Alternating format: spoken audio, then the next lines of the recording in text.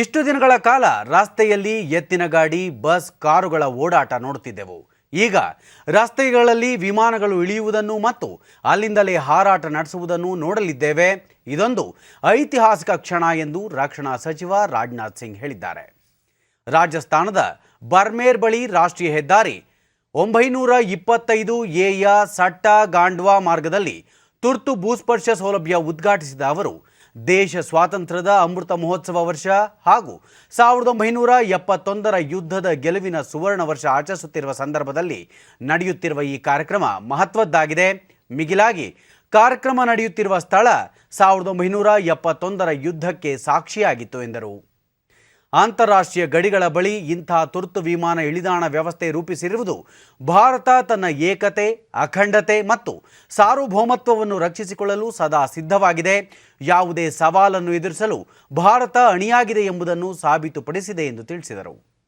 ಈ ಸೌಲಭ್ಯದ ಜೊತೆಗೆ ಹೆಲಿಪ್ಯಾಡ್ಗಳ ನಿರ್ಮಾಣ ಕೇವಲ ಯುದ್ಧದ ಸಮಯದಲ್ಲಷ್ಟೇ ಅಲ್ಲ, ಪ್ರಕೃತಿ ವಿಕೋಪದ ಕಾಲದಲ್ಲೂ ನೆರವಿಗೆ ಬರುತ್ತದೆ ಎಂದರು.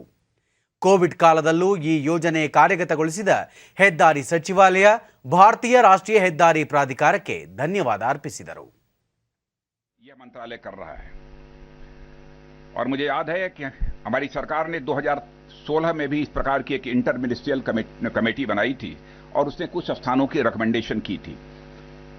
मेरे पास तो जो फिगर है सचमुच मुझे पूरी जानकारी नहीं थी, लेकिन नितिन जी ने मुझे बतलाया कि 20 स्थानों पर इमरजेंसी लैंडिंग फील्ड या national highway authority of India इसको तैयार कर रही है और कई स्थानों पर हेलीपैड्स भी बनवाने का काम कर रही है.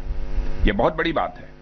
पहले तो मेरी यह कल्पना थी कि शायद जिस स्थान पर हम उद्घाटन करने जा रहे हैं यही स्थान एक ऐसा है और इसके अलावा और कोई नहीं होगा, लेकिन 20 स्थानों पर इसी प्रकार की इमरजेंसी लैंडिंग फील्ड का तैयार होना, ये मैं समझता हूं कि हमारी सुरक्षा की दृष्टि से भी एक बहुत ही महत्वपूर्ण पहल है.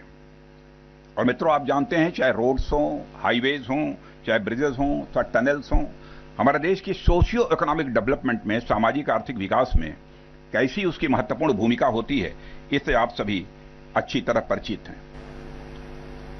ಇದಕ್ಕೂ ಮುನ್ನ ಕೇಂದ್ರ ಹೆದ್ದಾರಿ ಮತ್ತು ರಸ್ತೆ ಸಾರಿಗೆ ಸಚಿವ ನಿತಿನ್ ಗಡ್ಕರಿ ಇಂದು ಸಾಕಾರವಾಗಿರುವ ರಸ್ತೆ ಸಹಿತ ವಿಮಾನ ಇಳಿದಾಣ ಮಾರ್ಗ ದೇಶದಲ್ಲಿಯೇ ಪ್ರಥಮವಾಗಿದ್ದು, ಯೋಜನೆಯ ಸಾಕಾರಕ್ಕೆ ಸಹಕರಿಸಿದ ರಕ್ಷಣಾ ಸಚಿವಾಲಯಕ್ಕೆ ಧನ್ಯವಾದ ಅರ್ಪಿಸುವುದಾಗಿ ತಿಳಿಸಿದರು.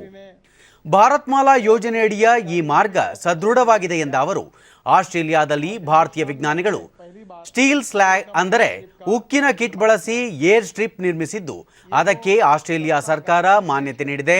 ನಾವೀನ್ಯತೆ ಮತ್ತು ಸಂಶೋಧನೆ, ಉದ್ಯಮಶೀಲತೆ, ಕೌಶಲ್ಯ, ಉತ್ತಮ ಯಶಸ್ವಿ ರೂಢಿಗಳು, ವಿಜ್ಞಾನ ತಂತ್ರಜ್ಞಾನದ ಮೂಲಕ ಹೊಸ ಹೊಸ ಆವಿಷ್ಕಾರಗಳು ನಡೆಯುತ್ತಿದೆ.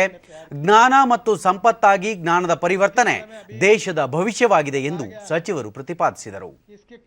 ಈಗ ನಿರ್ಮಿಸಲಾಗಿರುವ ರಸ್ತೆ ಸಹಿತ ವಿಮಾನ ಇಳಿದಾಣ ಮಾರ್ಗವನ್ನು ವಾಯುಪಡೆ ಆಪತ್ಕಾಲೀನ ಪರಿಸ್ಥಿತಿಯಲ್ಲಿ ಬಳಸುತ್ತದೆ ಎಂದರು.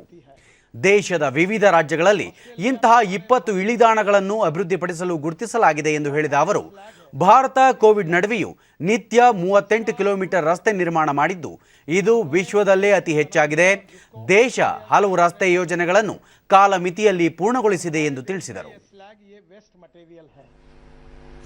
तो हम लगातार इनोवेशन और रिसर्च के द्वारा नए नए प्रयोग करते हैं, क्योंकि वो innovation, entrepreneurship, science, technology, research, skill and successful practices, we name it as a knowledge and conversion of knowledge into wealth is the future for the country.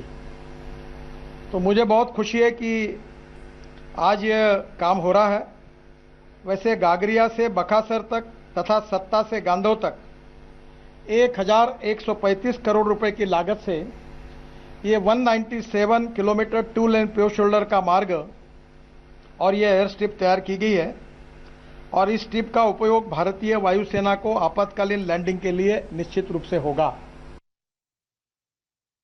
ಕೇಂದ್ರ ಜಲಶಕ್ತಿ ಸಚಿವ ಗಜೇಂದ್ರ ಸಿಂಗ್ ಶೇಖಾವತ್, 3 ಸೇನಾಪಡೆಗಳ ಮುಖ್ಯಸ್ಥ ಜನರಲ್ ಬಿಪಿನ್ ರಾವತ್, ವಾಯುಪಡೆಯ ಮುಖ್ಯಸ್ಥ air chief marshal RKS Bhadauria ಮತ್ತಿತರರು ಉಪಸ್ಥಿತರಿದ್ದರು. ಈ ಸಂದರ್ಭದಲ್ಲಿ ಉಕ್ಕಿನ ಹಕ್ಕಿಗಳು ಆಗಸದಲ್ಲಿ ಬೋರ್ಗರೆದವು. ವೈಮಾನಿಕ ಪ್ರದರ್ಶನ ಗಮನ ಸೆಳೆಯಿತು. जोरदार तालियों के साथ स्वागत करें.